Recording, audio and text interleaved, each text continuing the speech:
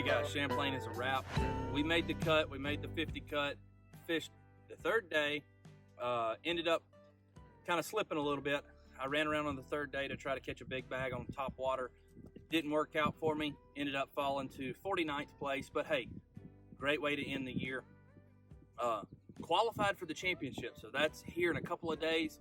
Y'all be sure to watch out for that one because that's going to be an absolute slugfest on the St. Lawrence River. But just a quick recap of what happened on Champlain. For me this week, I primarily fished shallow. I went against the grain, what I normally do up here.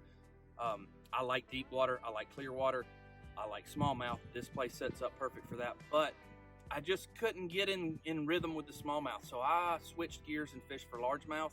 A couple of baits that were key for me this week were a bladed jig, of course. So the rod I was using for the bladed jig is the Phoenix Recon Elite. This is a 744. I like the shorter rod because if I came up to a boat dock, I could skip it up under a boat dock, no problem. Great action to this rod. Full setup, 20-pound T7 again, Recon Elite, 744. Great rod for skipping a bladed jig. And then I was also pitching around a Nichols finesse jig, 1/2 ounce.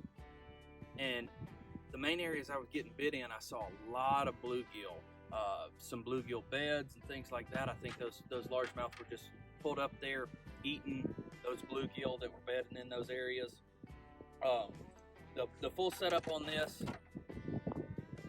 same setup from the James River. This is a 765 K2, 20-pound Yozuri T7, 1/2 ounce jig in a bluegill color. This color is called Sungill. I was pitching that around shaded areas, anything that was different in the water. The majority of the fish I actually caught, I actually watched them eat, whether that was the bladed jig or the jig, even through a wacky rig some. And but when I did step out off the bank, there were two baits that really played for me. I caught some on a drop shot with a first contact, tungsten on it, the teardrop shape, 1/4 ounce. Was able to see those fish on the forward facing, on the active target on the Lowrance, pitch to them, get a couple of them to bite, and then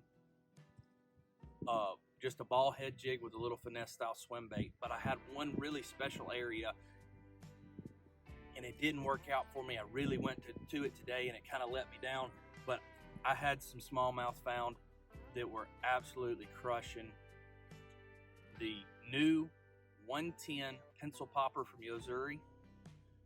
The only problem was I was having a bit of a tough time landing them. They were around a lot of grass, so if you didn't really put the heat on them, they would bury up in the grass and they didn't wind up pulling off. Well, when you really put the heat on smallmouth, they like to jump and act all crazy. I did land 2 of them. I landed a good one the first day and a good one yesterday, but I was really going to lean on that today and it just didn't quite work out. If y'all haven't checked out the new 110 pencil popper, you need to. That thing has a lot of pulling power and these smallmouth absolutely go crazy on it.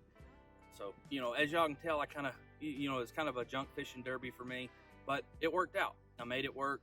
We qualified for the championship, and that was the #1 goal coming up here. We made the cut, fished day 3, so it was a good event, all in all.